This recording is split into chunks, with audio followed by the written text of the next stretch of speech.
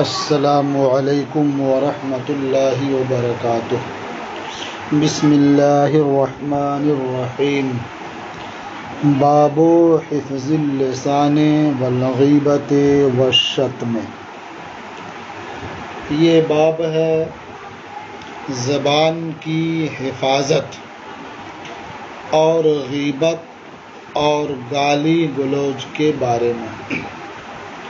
دیکھیے، یہ مشکات المصابیح کا صفحہ نمبر 411 ہے، اسی کا یہ باب ہے، باب حفظ اللسان۔ اس کا مطلب ہوا زبان کی حفاظت کا باب، یعنی ایسی چیزوں سے زبان کو محفوظ رکھنا جو شرع کے خلاف ہو، مثلا غیبت ہے، چغلی ہے، کسی کی مذمت ہے، برائی ہے،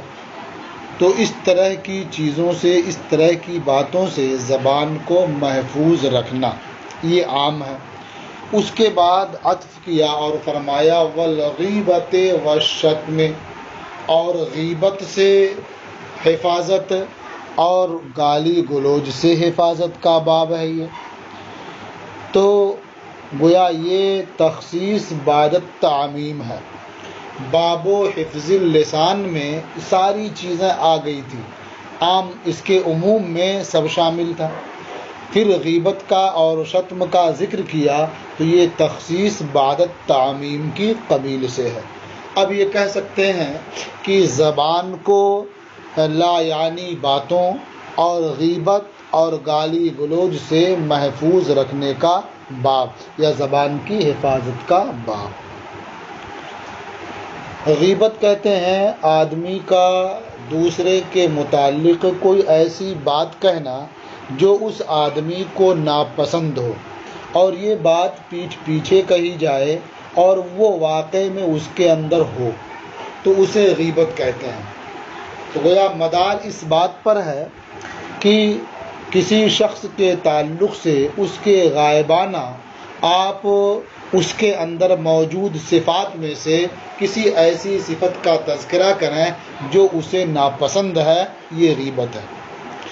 اگر آپ نے پیٹھ پیچھے نہیں بلکہ اس کے سامنے ہی کہا تو اسے اصطلاح میں غیبت نہیں کہا جاتا ہے، اگرچہ یہ بے شرمی کی بات ہے۔ اور اگر آپ نے ایسی بات کہی جو اس شخص کے اندر موجود ہی نہیں ہے تو اسے بھی غیبت نہیں کہتے ہیں، بلکہ اسے اتہام کہتے ہیں، تہمت لگانا، الزام لگانا کہتے ہیں۔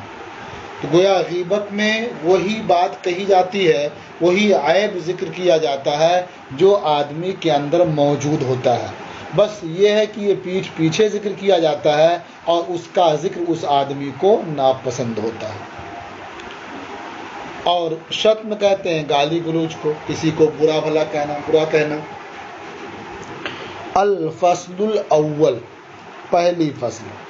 ان سہل بن سعد قال، حضرت سہل بن سعد سے مروی ہے، انہوں نے فرمایا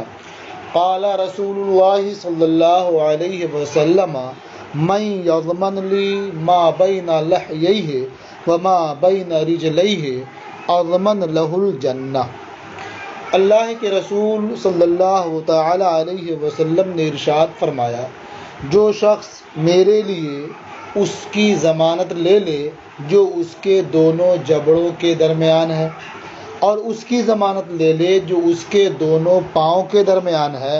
اضمن لہ الجنہ، تو میں اس کے لیے جنت کی ضمانت لیتا ہوں۔ دونوں جبڑوں کے درمیان جو ہے اس سے مراد زبان ہے، اور دونوں پاؤں کے درمیان جو ہے اس سے مراد شرمگاہ ہے۔ یعنی آدمی اگر اپنی زبان کی حفاظت کرے اور اپنی شرمگاہ کی حفاظت کرے، زبان سے کبھی کوئی ایسی بات نہ نکالے جو شریعت کے خلاف ہو، اور شرمگاہ کی بھی حفاظت کرے کہ شرع کے خلاف کہیں اسے فائدہ اٹھائے، تو ایسی صورت میں وہ جنت میں داخل ہوگا۔ کہ نبی کریم صلی اللہ تعالیٰ علیہ وسلم نے ارشاد فرمایا کہ جو شخص میرے لیے ان دو چیزوں کی ضمانت لے لے تو میں اس کے لیے جنت کا ضامن ہوں۔ رواہ البخاری، اسے امام بخاری نے روایت کیا ہے۔ وعن ابی ہریرہ قال، اور حضرت ابو ہریرہ سے مروی ہے، انہوں نے فرمایا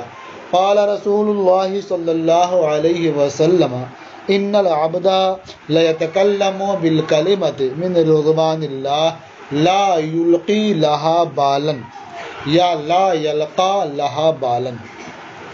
اللہ کے رسول صلی اللہ تعالی علیہ وسلم نے ارشاد فرمایا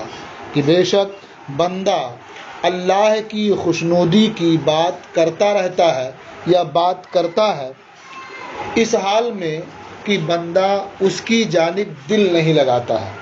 لا یلقی لہا بالن یعنی اس بات کے لیے بندہ دل کو نہیں لگاتا ہے، یعنی وہ قصد و ارادے کے ساتھ اس کا اہتمام کر کے وہ اللہ کی خوشنودی کی بات نہیں کرتا ہے، بلکہ یوں ہی وہ اللہ کی خوشنودی کی بات کر لیتا ہے۔ یرفع اللہ بہا درجات، تو اس بات کے ذریعہ، اس کلمے کے ذریعہ اللہ تعالیٰ اس بندے کے درجات بلند فرما دیتا ہے۔ یا اس کو پڑھیں یلقا ہوگا لا یلقا لہا بالن، یعنی بندہ اللہ کی خوشنودی کی بات کرتا ہے اور اس کی حالت یہ ہوتی ہے کہ اس کلمے کے لیے وہ اپنے دل کو موجود نہیں پاتا ہے، حاضر نہیں پاتا ہے، یعنی ایسا نہیں ہے کہ اس کا انجام سوچ کر کے قصد و ارادے کے ساتھ وہ اللہ کو خوش کرنے کی نیت سے وہ بات کرے، بلکہ ایسے ہی بات آئی اور اس نے اللہ کی خوشنودی کی بات کر دی، تو اس بات کے ذریعہ بھی، اس کلمے کی وجہ سے بھی اللہ تبارک و تعالی بندے کے درجات کو بلند فرماتا ہے۔ اب آپ غور کریں کہ جب اس طرح سے بغیر قصد و ارادے کے، بغیر اللہ تعالیٰ کی خوشنودی کے طلب کے اللہ کی خوشنودی والی بات کرتا ہے تو اللہ تعالیٰ اس کے درجات بلند فرماتا ہے۔ تو جو شخص قصد و ارادے کے ساتھ اللہ کو خوش اور راضی کرنے کی نیت سے ایسا کلام کرے گا، ایسی باتیں کرے گا، تو اللہ تعالیٰ اس کے درجات کیوں نہیں بلند فرمائے گا۔ وَإِنَّ الْعَبْدَ لَيَتَكَلَّمُ بِالْكَلِمَةِ مِنْ سَخَطِ اللَّهِ لَا يُلْقِي لَهَا بَالًا، یہاں بھی وہی دونوں احتمال ہے، لا یلقی لہا بالن یا لا یلقا لہا بالن۔ اور بے شک بندہ اللہ کی ناراضی کی بات کرتا ہے اور اسے اس کی طرف توجہ نہیں ہوتی ہے، وہ اس کی طرف اپنا دل نہیں لگاتا ہے، یہوی بہا فی جہنم، اس کی وجہ سے یعنی اللہ کی ناراضی والی بات کرنے کی وجہ سے وہ جہنم میں گرتا ہے۔ تو جس طرح سے اللہ کی خوشنودی کی بات بغیر قصد و ارادے کے کرتا ہے تو اللہ تعالیٰ اس کی وجہ سے درجات بلند فرماتا ہے، اسی طرح سے بغیر قصد و ارادے کے جب بندہ اللہ کو ناراض کرنے والی بات کرتا ہے تو اللہ تعالیٰ اس کی وجہ سے اسے جہنم میں گرا دیتا ہے۔ اس سے یہ سمجھ میں آتا ہے کہ بندے کو ہمیشہ زبان کی حفاظت کرنی چاہیے، کبھی کوئی ایسا کلمہ نہیں نکالنا چاہیے جو اللہ کی ناراضی کا باعث ہو۔ جب بھی آدمی بات کرے تو ایسی بات بولے جو اللہ کو راضی کرنے والی ہو، یعنی شریعت کے مطابق وہ بات کرے۔ رواہ البخاری، اسے امام بخاری نے روایت کیا ہے، وفی روایت لہما، اور امام بخاری اور امام مسلم کی ایک روایت میں ہے، یہوی بہا فی النار ابعد ما بین المشرق والمغرب، یعنی بندہ اس اللہ کی ناراضی والی بات کرنے کی وجہ سے جہنم میں اتنے اس سے زیادہ نیچے گرتا ہے جو مشرق اور مغرب کے درمیان فاصلہ ہے، یعنی مشرق اور مغرب کے درمیان جو مسافت ہے، جو دوری ہے، اس سے زیادہ دوری تک وہ جہنم میں گرتا ہے۔ اللہ اکبر! یہ نادانستہ بغیر قصد و ارادے کے اللہ تعالیٰ کی ناراضی والی بات کرنے کا یہ انجام ہے۔ تو جو شخص جان بوجھ کر کے جھوٹ بولتے ہیں، اللہ کو ناراض کرنے والی باتیں کرتے ہیں، ان کا وبال کتنا سخت ہوگا۔ ہنسی مذاق کرنے والوں کو اس سے عبرت حاصل کرنا چاہیے، جو بات بات پر جھوٹ بولتے رہتے ہیں اور وہ اس بات کی پرواہ نہیں کرتے۔ وعن عبداللہ ابن مسعود قال، اور حضرت عبداللہ ابن مسعود سے مروی انہوں نے فرمایا، قال رسول اللہ صلی اللہ علیہ وسلم، سباب المسلم فسوق وقتالہ کفر۔ اللہ کے رسول صلی اللہ تعالی علیہ وسلم نے ارشاد فرمایا کہ مسلمان کو گالی دینا یہ فسق ہے اور اس سے قتال کرنا یہ کفر ہے۔ ظاہر بات ہے کسی کو آپ گالی دیں گے اسے تکلیف ہوگی، اذیت ہوگی، اور مسلمان کو اذیت پہنچانا، تکلیف دینا یہ فسق ہے۔ تو مسلمان کو گالی دینا یہ فسق ہے، یعنی شریعت کے خلاف ہے، یہ شریعت کی نافرمانی ہے۔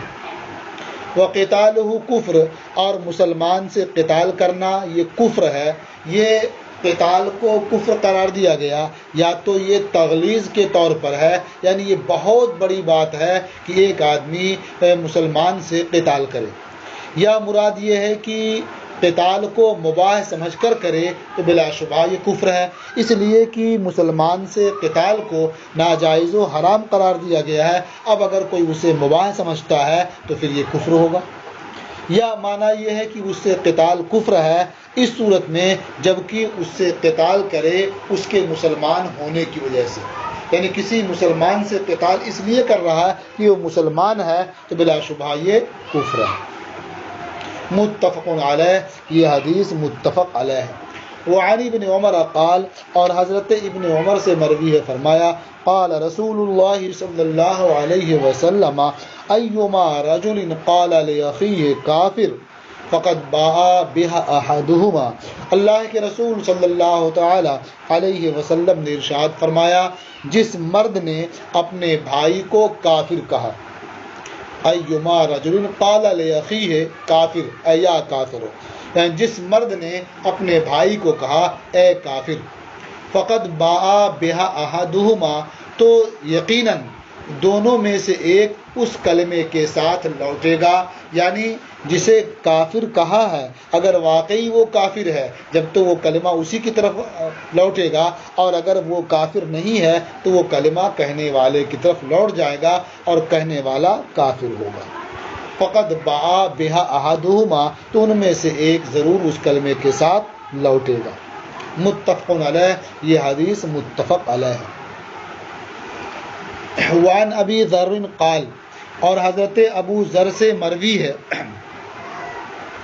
انہوں نے فرمایا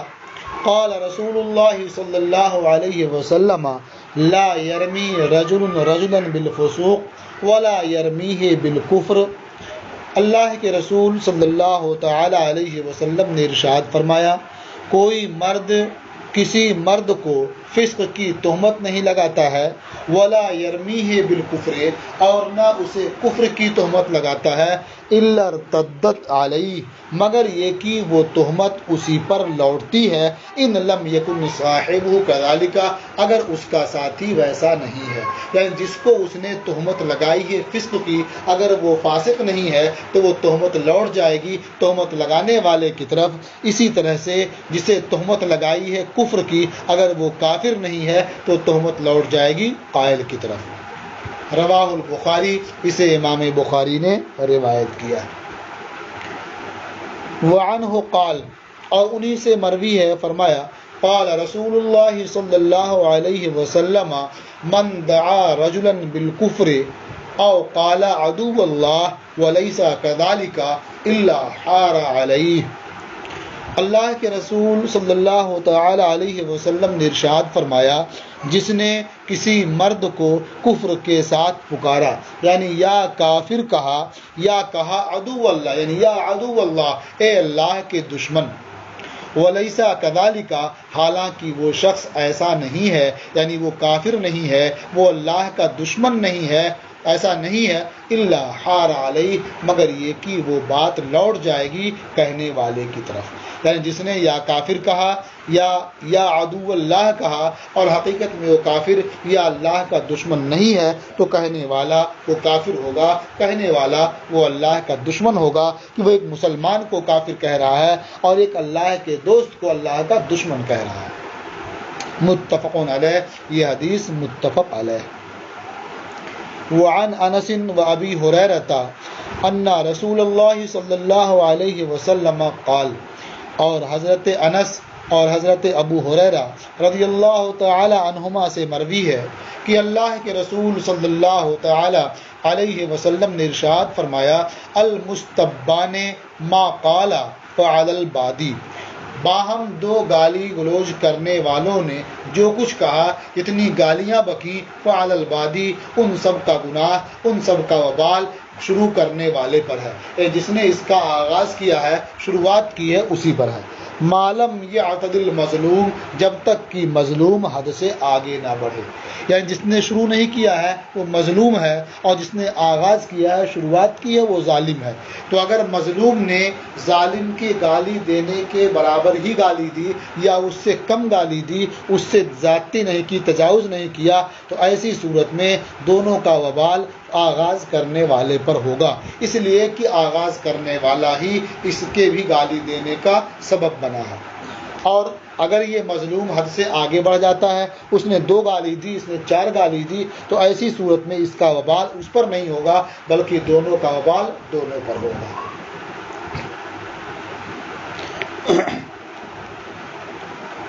رواہ مسلم، اسے امام مسلم نے روایت کیا ہے۔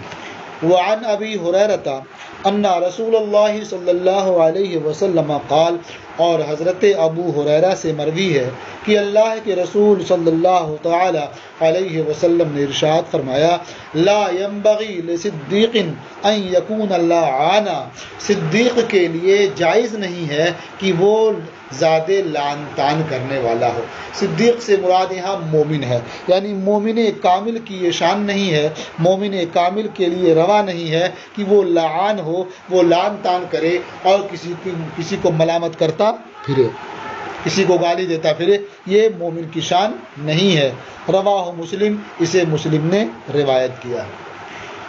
وعن ابی الدرداء قال، اور حضرت ابو درداء سے مروی ہے، فرمایا سمعت رسول اللہ صلی اللہ علیہ وسلم یقول، میں نے اللہ کے رسول صلی اللہ تعالی علیہ وسلم کو فرماتے سنا ان اللعانین لا یکونون شہداء ولا شفعاء یوم القیامہ، بے شک کثرت سے لعن طعن کرنے والے یہ روز قیامت لوگوں کے حق میں گواہ نہیں ہوں گے اور نہ ان کے سفارشی ہوں گے، یعنی لوگوں میں جو اللہ تعالیٰ کی اطاعت کرنے والے ہیں، بندگی کرنے والے ہیں، تو یہ لعانین ان کے لیے گواہ نہیں ہوں گے، اور جو نافرمان ہیں، معصیت کار ہیں، ان کے لیے روز قیامت وہ سفارش کرنے والے نہیں ہوں گے۔ گویا کثرت سے لعن طعن کرنے والے اپنی شہادت کا بھی حق کھو دیتے ہیں اور اپنی سفارش کا بھی حق کھو دیتے ہیں، روز قیامت ان چیزوں سے وہ محروم ہوں گے۔ رواہ مسلم، اسے امام مسلم نے روایت کیا ہے۔ وعن ابی ہریرہ قال، اور حضرت ابو ہریرہ سے مروی ہے، انہوں نے فرمایا قال رسول اللہ صلی اللہ علیہ وسلم اذا قال الرجل هلك الناس فهو اهلكهم، اللہ کے رسول صلی اللہ تعالی علیہ وسلم نے ارشاد فرمایا جب آدمی کہے کہ لوگ ہلاک ہو گئے، ہلک الناس، لوگ ہلاک ہو گئے، یعنی یہ جہنم کے حقدار ہوئے اپنے سوء اعمال کی وجہ سے، اپنی بدعمالیوں کی وجہ سے، اپنے گناہوں کی وجہ سے، یہ تو ہلاک ہو چکے ہیں، یہ جہنم میں جائیں گے، جہنم کے مستحق ہو چکے ہیں۔ فَهُوَ أَهْلَكُهُمْ، اہلک اس میں تفضیل کا صیغہ، تو وہ کہنے والا ان لوگوں سے زیادہ ہلاک ہونے والا ہے، اس لیے کہ اس کا حال یہ ہے کہ وہ لوگوں کی عیب جوئی میں مشغول ہوا اور اپنے آپ کو اس نے پسند کیا، لوگوں سے برتر جانا اور گھمنڈ اور غرور میں مبتلا ہوا۔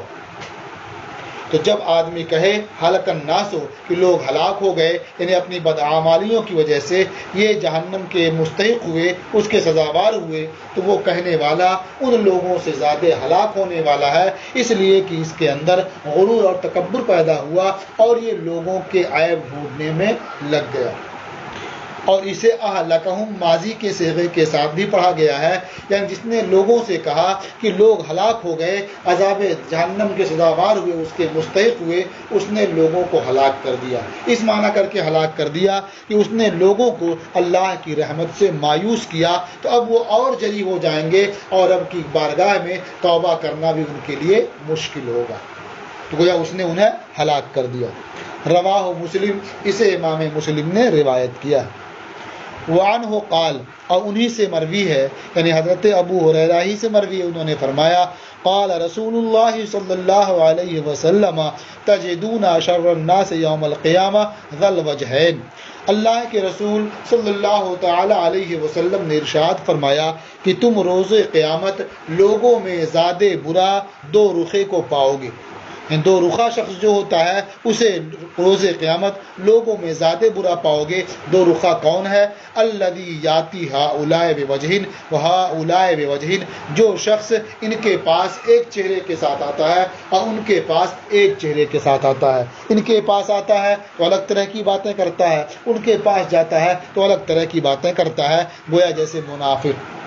منافق کا حال یہی ہوتا ہے کہ جب وہ اپنے لوگوں سے ملتے ہیں دوسری باتیں کرتے ہیں، اور جب مسلمانوں سے ملتے ہیں دوسری باتیں کرتے ہیں۔ ان کے سامنے ظاہر کرتے ہیں کہ وہ مسلمان ہیں، اور کفار و مشرکین کے سامنے وہ ظاہر کرتے ہیں کہ وہ اپنے دین پر قائم ہیں آباء و اجداد کے، یعنی وہ کافر ہی ہیں۔ تو جس طرح سے منافقین یہ دو رخے ہوتے ہیں، ان کے سامنے اس طرح کی باتیں کرتے ہیں، ان کے سامنے ان کی طرح کی باتیں کرتے ہیں، تو ایسے دو رخے لوگ روز قیامت لوگوں میں سب سے برے ہوں گے، انہیں تم برے حال میں پاؤ گے۔ متفق علیہ، یہ حدیث متفق علیہ۔ وعن حذیفہ قال، اور حضرت حذیفہ سے مروی انہوں نے فرمایا سمعت رسول اللہ صلی اللہ علیہ وسلم یقول، میں نے اللہ کے رسول صلی اللہ تعالی علیہ وسلم کو فرماتے سنا لا يدخل الجنت قطات، قطات جنت میں داخل نہیں ہوگا۔ قطات کہتے ہیں سخنچی کو، یعنی چغل خور کو۔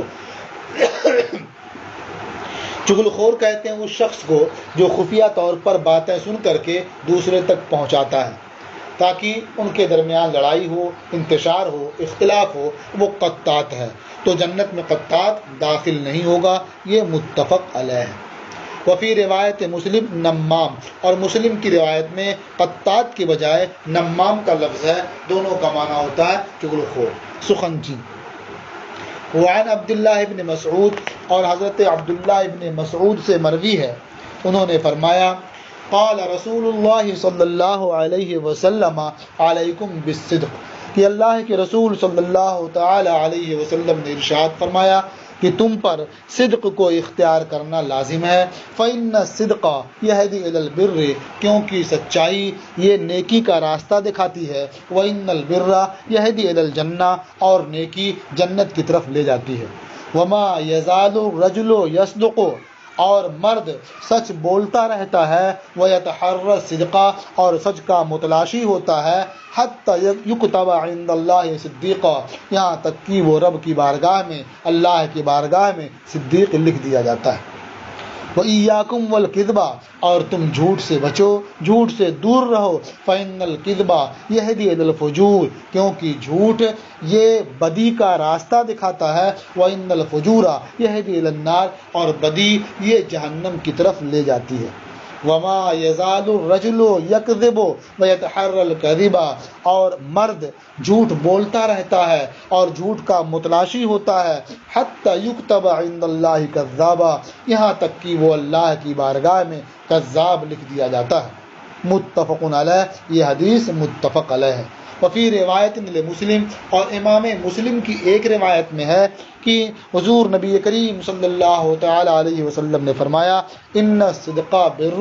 بے شک سچ بولنا یہ نیکی ہے۔ وَإِنَّ الْبِرَّ يَهْدِي إِلَى الْجَنَّةِ، اور نیکی جنت کی طرف لے جاتی ہے۔ وَإِنَّ الْكِذْبَ فجور، اور جھوٹ بولنا یہ بدی ہے، برائی ہے۔ وَإِنَّ الْفُجُورَ يَهْدِي إِلَى النَّارِ، اور برائی جہنم کی طرف لے جاتی ہے۔ اس حدیث پاک سے ہمیں اچھی طرح سے سمجھ جانا چاہیے کہ جھوٹ بولنے سے دور رہنا چاہیے، سچ بولنے کی ہمیشہ کوشش کرنا چاہیے۔ سچ بولیں گے تو اللہ تعالیٰ نیک کام کی توفیق عطا فرمائے گا، اور وہ نیکیاں کرتے کرتے جنت میں چلا جائے گا، اللہ کی بارگاہ میں صدیق لکھ دیا جائے گا۔ اور آدمی جب جھوٹ بولے گا تو اس کی نحوست کی وجہ سے اسے خیر کی توفیق نہیں ملے گی، وہ گناہ کرتا رہے گا اور اس کی وجہ سے وہ جہنم میں جائے گا۔ وعن ام کلثوم قالت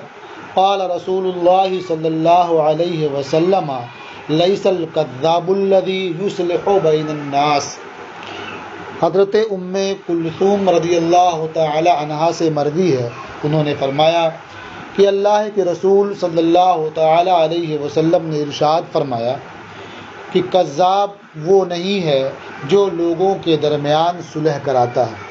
یہاں کذاب مبالغے کے لیے نہیں ہے بلکہ یہ نسبت کے لیے ہے، جیسے کہا جاتا ہے تمار، اس کا معنی ہوتا ہے کھجور بیچنے والا، تو ایسے ہی یہاں کذاب کا معنی ہے جھوٹ بولنے والا۔ تو جو شخص لوگوں کے درمیان صلح کرنے کے لیے بظاہر خلاف واقعہ بات کہتا ہے تو وہ بظاہر تو جھوٹ ہے لیکن وہ مذموم نہیں ہے، شرع میں اس کی اجازت ہے۔ اسی طرح سے کسی مسلمان کی جان اور مال کی حفاظت کے لیے اگر بظاہر وہ خلاف واقعہ بات کہتا ہے تو وہ بھی مذموم کذب نہیں ہے، وہ گناہ نہیں ہے۔ اور اسی طرح سے اپنی بیوی کو خوش رکھنے کے لیے اگر وہ خلاف واقعہ بات کہہ دیتا ہے تو یہ بھی مذموم نہیں ہے۔ یہ 3 مقامات ایسے ہیں جن کے بارے میں یہ کہا جاتا ہے کہ جھوٹ بولنا جائز ہے، یعنی خلاف واقعہ بظاہر خلاف واقعہ بات کہنا ایسے مواقع پر جائز ہے۔ وَيَقُولُ خَيْرًا، یعنی لوگوں کے درمیان وہ صلح کراتا ہے اور بھلی بات کہتا ہے اور بھلی بات پہنچاتا ہے، یعنی یہ یہاں کی بات وہاں پہنچاتا ہے، یہ غیبت نہیں ہوگی، اس لیے کہ وہ بھلی بات پہنچا رہا ہے اور اس کا مقصد لوگوں کے درمیان صلح کرانا ہے۔ یہ حدیث متفق علیہ ہے۔ وعن المقداد ابن الاسود قال، اور مقداد ابن اسود سے مروی ہے، انہوں نے فرمایا قال رسول اللہ صلی اللہ علیہ وسلم اذا رأیتم المداحین فحثوا فی وجوہہم التراب، اللہ کے رسول صلی اللہ تعالی علیہ وسلم نے ارشاد فرمایا جب تم تعریف کرنے والوں کو دیکھو تو ان کے منہ میں مٹی ڈال دو یا ان کے چہرے پر مٹی پھینک دو۔ چہرے پر مٹی پھینکنے کا حاصل یہ ہے کہ انہیں تعریف کرنے سے روک دو، اس لیے کہ تعریف آدمی سن کر کے کبھی کبھی خود پسندی میں مبتلا ہو جاتا ہے، اس کے اندر غرور اور گھمنڈ پیدا ہونے لگتا ہے۔ اس لیے کسی تعریف کرنے والے کو دیکھو تو اس کے منہ پر مٹی ڈال دو۔ اب یہ ہے کہ اسے تعریف کرنے سے روک دو، کیسے روکو؟ اب یا تو واقعی زمین سے مٹی اٹھاؤ اور اس کے منہ پر مار دو تاکہ وہ تعریف کرنا چھوڑ دے، تعریف کرنا بند کر دے، یہ حدیث کے ظاہر پر عمل ہوگا۔ یا اس کا مطلب یہ ہے کہ جب وہ تعریف کرنے والا تعریف کرے تو اسے فوراً کچھ انعام وغیرہ دے کر کے واپس لوٹا دو، اس لیے کہ یہ تعریف کرنے والے انعام ہی چاہتے ہیں، جب انہیں انعام مل جائے گا تو وہ چلے جائیں گے۔ اور اسے مٹی کہا گیا اس لیے کہ دنیا میں جو کچھ بھی ہے اس کی کوئی حیثیت نہیں ہے، یہ متاع قلیل ہے، یہ مٹی کی طرح سے ہے۔ تو تعریف کرنے والوں کو جب دیکھو تو ان کے چہرے پر مٹی پھینک دو، یعنی انہیں انعام دے دو، چند روپے ان کی طرف پھینک دو، وہ خاموش ہو جائیں گے، چلے جائیں گے۔ جیسے کتا جب بھونکتا ہے تو 2 لقمہ اس کے سامنے ڈال دیجئے، اس کا منہ بند ہو جاتا ہے، ایسے ہی تعریف کرنے والوں کا منہ بند کر دینا چاہیے۔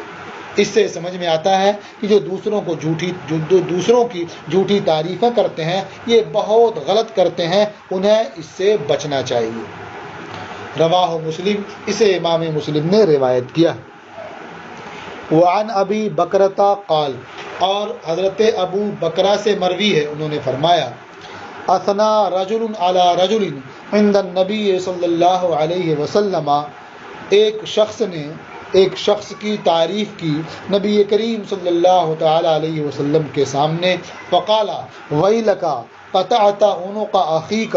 تو نبی کریم صلی اللہ تعالی علیہ وسلم نے ارشاد فرمایا افسوس،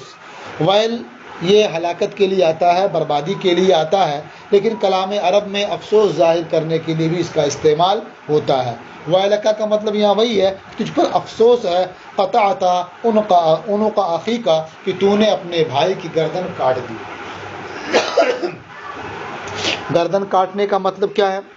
کہ تو نے اسے ہلاکت میں مبتلا کر دیا، اسے ہلاک کر دیا، اس لیے کہ تمہاری تعریف کی وجہ سے وہ عجب میں، تکبر میں، گھمنڈ میں مبتلا ہوگا تو وہ اس دینی طور پر وہ ہلاک ہوگا، برباد ہوگا۔ تو جیسے کوئی کسی کی گردن مار دیتا ہے، اس کی جان نکل جاتی ہے، وہ مر جاتا ہے، وہ بیکار ہو جاتا ہے، اسی طرح سے تم نے اس کی تعریف کر کے اسے تکبر، عجب میں مبتلا کر دیا تو گویا تو نے اسے ہلاک کر دیا، برباد کر دیا۔ ثلاثاً، حضور نے یہ کلمات 3 مرتبہ ارشاد فرمایا اور فرمایا من کانا منکم مادحا لا محالتا، تم میں سے جسے ضروری طور پر تعریف کرنا ہی ہو، فلیقل احسب فلانا، کہ میں فلاں کو ایسا سمجھتا ہوں، یا فلاں کے بارے میں میرا ایسا خیال ہے، یا فلاں کے بارے میں اس طرح کا گمان رکھتا ہوں۔ واللہ حسیبہ، اور اللہ اس کا محاسب ہے، اللہ اس کا حساب فرمانے والا ہے۔ ان کانا یرا انہ کذالک، اگر وہ تعریف کرنے والا یہ سمجھتا ہو، یہ جانتا ہو کہ واقعی وہ شخص ایسا ہی ہے، مثلا وہ شخص نیک کام کرتا ہے، نمازیں پڑھتا ہے، روزے رکھتا ہے، اور یہ جانتا ہے کہ یہ سارا کام کرتا ہے، تو اس کے بارے میں یہ کہے میں سمجھتا ہوں یا میرا خیال یہ ہے کہ یہ بہت نیک آدمی ہے، نمازی ہے، روزے دار ہے، اس طرح کی بات کہے۔ ولا یزکی علی اللہ احدا، اور اللہ کی بارگاہ میں جزم کے ساتھ کسی کی تعریف نہ کرے، کسی کی پاکیزگی اور بڑائی بیان نہ کرے، اس لیے کہ اگر جزم اور یقین کے ساتھ وہ ایسا کرے گا تو اس کا مطلب ہوا کہ وہ علم الہی پر حکم لگا رہا ہے۔ جزم کے ساتھ جو کسی کی تعریف کرنے سے منع کیا گیا ہے، اس کی وجہ یہ ہے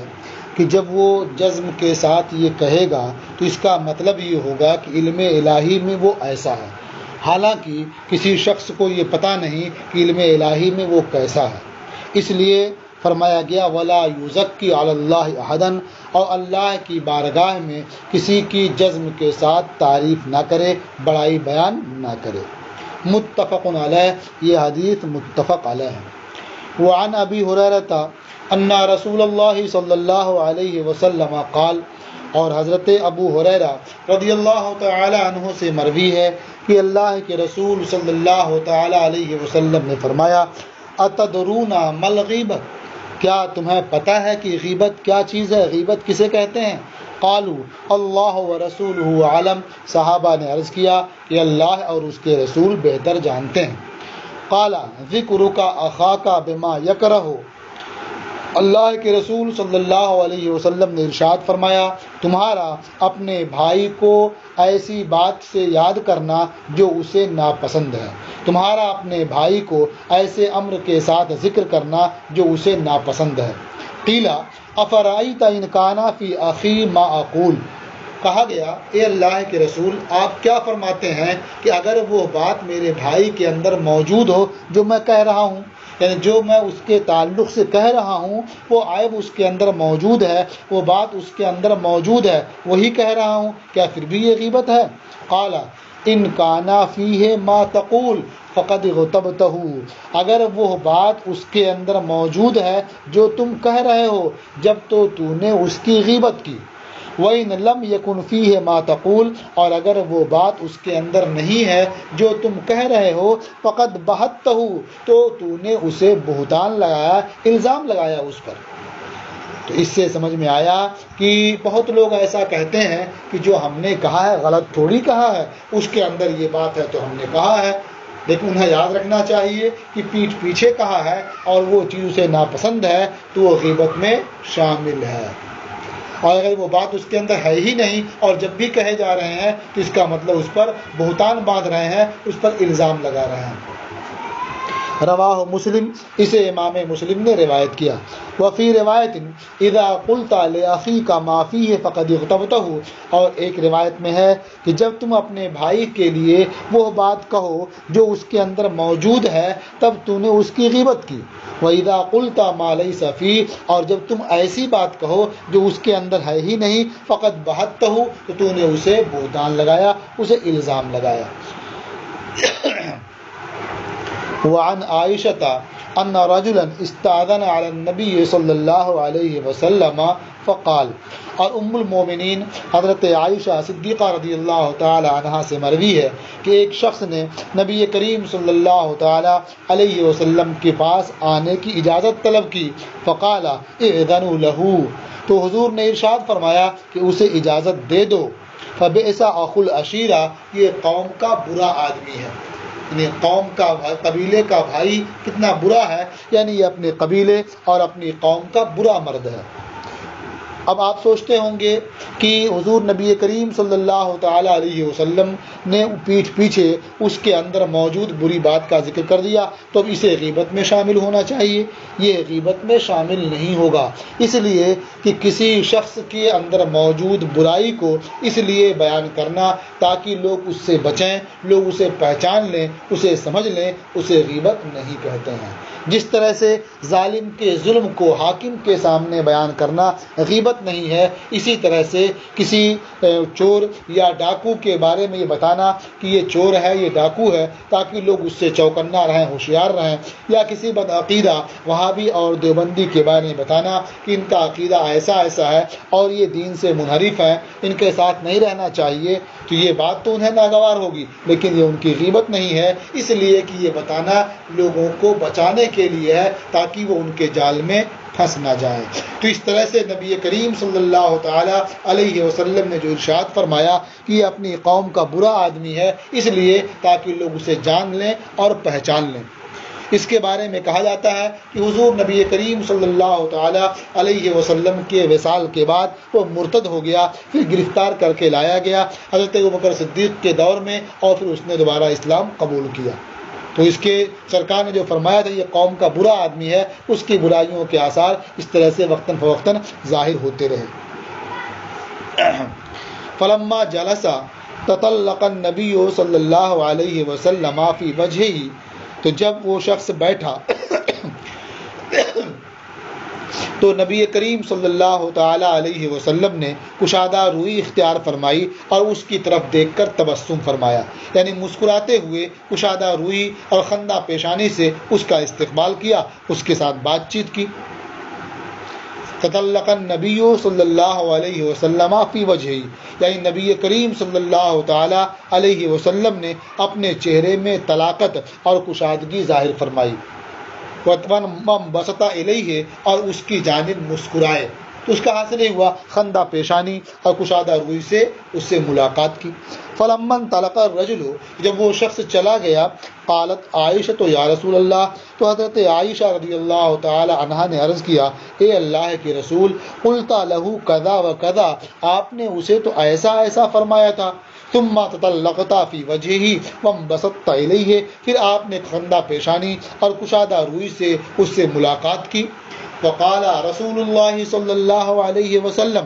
متی عاہدتنی فحاشا، اللہ کے رسول صلی اللہ تعالی علیہ وسلم نے ارشاد فرمایا، تو نے مجھے فحش گو کب دیکھا ہے، تو نے مجھے فحاش کب پایا ہے،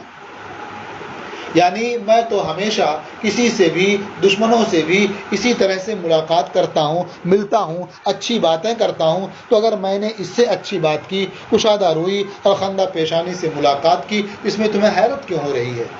ان شر الناس عند اللہ منزلۃ یوم القیامہ من ترکہ الناس اتقاء شرہ،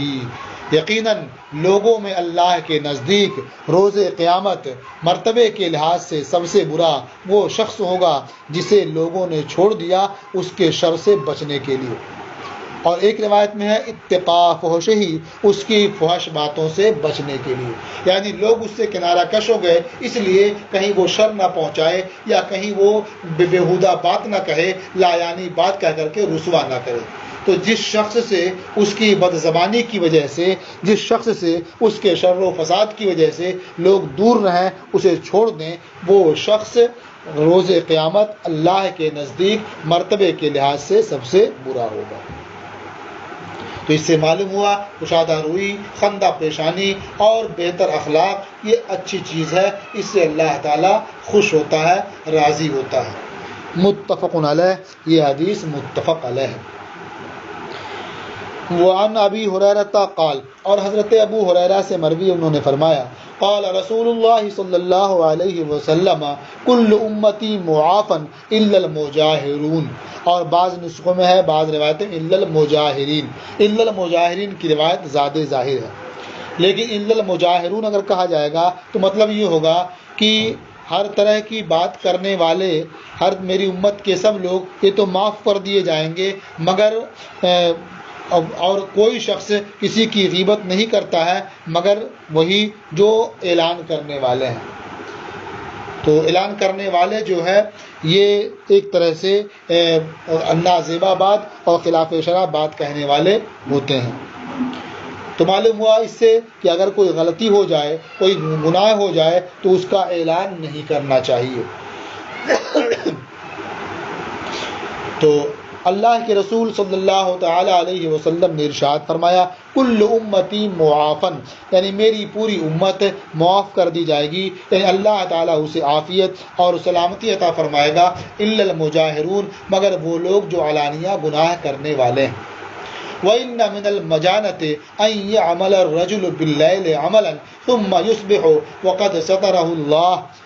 اور بے باکی سے ہے یہ چیز کہ مرد رات میں کوئی عمل کرے، کوئی گناہ کرے، ثم یصبح، پھر وہ صبح کرے، اس حال میں کہ قد سترہ اللہ، کہ اللہ نے اس کے گناہ کو چھپا دیا ہے، اس کے برے عمل پر پردہ ڈال دیا ہے، فیقول، تو وہ شخص خود ہی کہے، یا فلاں عملت البارحۃ کذا و کذا، اے فلاں میں نے تو گزشتہ رات ایسا ایسا جرم کیا، ایسا ایسا گناہ کیا، وقد باتا یسترہ ربہ، حالانکہ اس نے رات گزاری ہے، اس کا رب اس پر پردہ ڈالے ہوئے ہے، ویصبح یکشف ستر اللہ عنہ، اور وہ صبح کرتا ہے اس حال میں کہ اپنے جسم سے، اپنی ذات سے اللہ کے پردے کو کھول دیتا ہے، اسے ہٹا دیتا ہے، یعنی اللہ تعالیٰ نے اس کی پردہ پوشی فرمائی تھی، اس کے جرم کو چھپا لیا تھا، اور اس نے خود ہی اس پردے کو ہٹا دیا اور اپنے جرم کا اعلان کر دیا۔ متفق علیہ، یہ حدیث متفق علیہ ہے۔ وذکر حدیث ابی ہریرہ من کان یؤمن باللہ فی باب الضیافہ، اور حضرت ابو ہریرہ کی حدیث من کان یؤمن باللہ، یہ باب الضیافت میں ذکر کی گئی۔ الفصل الثانی، عن انس قال، حضرت انس سے مروی انہوں نے فرمایا، قال رسول اللہ صلی اللہ علیہ وسلم من ترک الکذب وهو باطل بنی له فی ربض الجنہ، جس نے جھوٹ ترک کر دیا حالانکہ وہ جائز نہیں ہے، یعنی ایسے موقع پر جھوٹ ترک کیا جہاں جھوٹ بولنا جائز بھی نہیں تھا، بنی له فی ربض الجنہ، تو اس کی وجہ سے اس شخص کے لیے جنت کے کنارے ایک محل تعمیر کیا جائے گا۔ ومن ترک المراء وهو محق، اور جس شخص نے لڑائی جھگڑے کو ترک کر دیا حالانکہ وہ حق پر تھا، بنی له فی وسط الجنہ، اس کے لیے جنت کے وسط میں گھر بنایا جائے گا۔ ومن حسن خلقہ بنی له فی اعلیٰ، اور جس نے اپنے اخلاق کو بہتر بنایا اس کے لیے جنت کے اعلیٰ درجے میں محل تعمیر کیا جائے گا۔ تو اس سے معلوم ہوا کہ اچھا اخلاق ہونا یہ جنت میں اعلیٰ محل ملنے کی علامت ہے، پہچان ہے، اور یہ اس کا سبب اور ذریعہ بھی ہے۔ رواہ الترمذی، اسے امام ترمذی نے روایت کیا، وقال ھذا حدیث حسن، یہ حدیث حسن ہے، وکذا فی شرح السنہ، اور اسی طرح سے شرح السنہ میں ہے، وفی المصابیح قال غریب، اور مصابیح میں فرمایا کہ یہ حدیث غریب ہے۔ وعن ابی ہریرہ قال، اور حضرت ابو ہریرہ سے مروی انہوں نے فرمایا، قال رسول اللہ صلی اللہ علیہ وسلم اتدرون ما اکثر ما يدخل الناس الجنہ، کیا تمہیں پتہ ہے کون سی چیز زیادہ لوگوں کو جہنم میں، کون سی چیز زیادہ لوگوں کو جنت میں داخل کرے گی یا جنت میں داخل کرتی ہے؟ اتدرون ما اکثر ما يدخل الناس الجنۃ، کیا تمہیں پتہ ہے کون سی چیز زیادہ لوگوں کو جنت میں داخل کرتی ہے؟ تقوی اللہ و حسن الخلق، پھر خود ہی جواب دیا کہ اللہ کی پرہیز، اللہ کا تقوی، اللہ کی خشیت، اس کا خوف اور حسن خلق۔ تو یہ ایسی چیزیں ہیں جو زیادہ لوگوں کو جنت میں لے جانے والی ہیں۔ تقویٰ یہ بہت جامع لفظ ہے، اس کے اندر وہ ساری چیزیں آ جاتی ہیں کہ اللہ نے جن چیزوں کا حکم دیا ہے اسے بجا لائے اور جن چیزوں سے منع کیا ہے اس سے باز رہے۔ اتدرون ما اکثر ما يدخل الناس النار، کیا تمہیں پتہ ہے کون سی چیز زیادہ لوگوں کو جہنم میں لے جاتی ہے، داخل کرتی ہے؟ پھر اس کا بھی جواب خود ہی دیا، الاجوفان الفم والفرج، دو جوفدار چیزیں یعنی منہ اور شرمگاہ، یہ دونوں چیزیں انسان کو زیادہ جہنم میں لے جانے والی ہیں۔ رواہ الترمذی و ابن ماجہ، اسے امام ترمذی اور ابن ماجہ نے روایت کیا ہے۔ وعن بلال بن الحارث قال، اور حضرت بلال ابن حارث سے مروی ہے۔ اچھا، اسی لیے نبی کریم صلی اللہ تعالیٰ علیہ وسلم نے ارشاد فرمایا جو آپ نے پہلے پڑھ لیا کہ جو شخص میرے لیے دو چیزوں کی ضمانت لے لے، یعنی منہ کی اور شرمگاہ، زبان کی اور شرمگاہ کی، تو میں اس کے لیے جنت کی ضمانت لیتا ہوں۔ معلوم ہوا اگر ان کی حفاظت نہیں کر سکے تو پھر جہنم میں جانا ہوگا۔ اور بلال ابن حارث سے مروی انہوں نے فرمایا قال رسول اللہ صلی اللہ علیہ وسلم، کہ اللہ کے رسول صلی اللہ تعالی علیہ وسلم نے ارشاد فرمایا ان الرجل لیتکلم بالکلمۃ من الخیر ما یعلم مبلغها، کہ آدمی خیر کی بات، بھلائی کی بات کرتا رہتا ہے اور اس کے مبلغ کو نہیں جانتا ہے، یعنی اس کلمے کی پہنچ کہاں تک ہے، اس کلمے کا درجہ کہاں تک ہے اسے نہیں جانتا ہے، پھر بھی یکتب اللہ لہ بہا رضوانہ الی یوم یلقاہ، اللہ تبارک و تعالیٰ اس کلمے کی وجہ سے اس کے لیے اپنی خوشنودی لکھ دیتا ہے اس دن کے لیے جس دن وہ اس سے ملاقات کرے گا۔ وَإِنَّ الرَّجُلَ لَيَتَكَلَّمُ بِالْكَلِمَةِ مِنَ الشَّرِّ مَا يَعْلَمُ مَبْلَغَهَا، اور اسی طرح سے آدمی بری بات کرتا ہے جس کی پہنچ کو وہ نہیں جانتا ہے، جس کے مبلغ کو وہ نہیں سمجھتا ہے، اور اللہ تبارک و تعالیٰ اس کی وجہ سے اس پر اپنی ناراضی لکھ دیتا ہے اس دن تک کے لیے جس دن وہ اس سے ملاقات کرے گا۔ تو اس مضمون کی حدیث پہلے بھی گزر چکی ہے کہ آدمی اچھی بات کہتا ہے، اللہ کی رضا کی بات کرتا ہے، حالانکہ اس کی طرف اس کی توجہ بھی نہیں ہوتی ہے، پھر بھی اللہ تعالیٰ اس سے راضی ہو جاتا ہے اور جنت میں داخل فرمائے گا اسے، اور ناراضی کی بات کرتا ہے بغیر توجہ کیے ہوئے ادھر، اللہ تعالیٰ اس سے ناراض ہو جاتا ہے اور جہنم میں داخل فرمائے گا۔ اس مضمون اور مفہوم کو آپ پہلے پڑھ چکے ہیں۔ رواہ فی شرح السنہ، اسے شرح السنہ میں روایت کیا ہے۔ وروا مالک و ترمذی و ابن ماجہ نحوہ، اور امام مالک اور ترمذی اور ابن ماجہ نے اس کے مثل روایت کیا ہے۔ وعن بحث بن حکیم عن ابیہ عن جدہ، اور بحث بن حکیم سے روایت ہے، وہ اپنے والد سے روایت کرتے ہیں اور وہ ان کے دادا سے روایت کرتے ہیں، فرمایا قال رسول اللہ صلی اللہ علیہ وسلم ویل لمن یحدث فیکذب لیضحک بہ القوم، ویل ہے اس شخص کے لیے جو بات کرتا ہے تو جھوٹ بولتا ہے تاکہ اس کی وجہ سے قوم کو ہنسائے، اس کے لیے ویل ہے، اس کے لیے ویل ہے۔ اسے امام احمد نے روایت کیا اور ترمذی نے اور ابو داؤد اور دارمی نے روایت کیا ہے۔ تو معلوم ہوا کہ لوگوں کو ہنسانے کے لیے بھی جھوٹ بولنا یہ جائز نہیں ہے بلکہ ہلاکت کا سبب ہے۔ اللہ کے رسول صلی اللہ تعالی علیہ وسلم نے ایسے شخص کے لیے فرمایا کہ ویل ہے جو لوگوں کو ہنسانے کے لیے جھوٹ بولتا ہے۔ ویل کے بارے میں کہا گیا کہ ویل جہنم کے ایک کنویں کا بھی نام ہے جس سے جہنم بھی پناہ مانگتا ہے، اور وہ بہت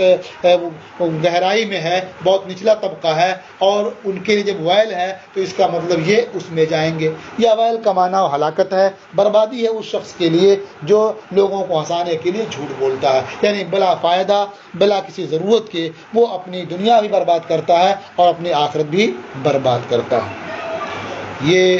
صفحہ نمبر 412 پورا ہوا اور آج کا آپ کا سبق بھی مکمل ہوا۔ السلام علیکم ورحمۃ اللہ تعالی وبرکاتہ۔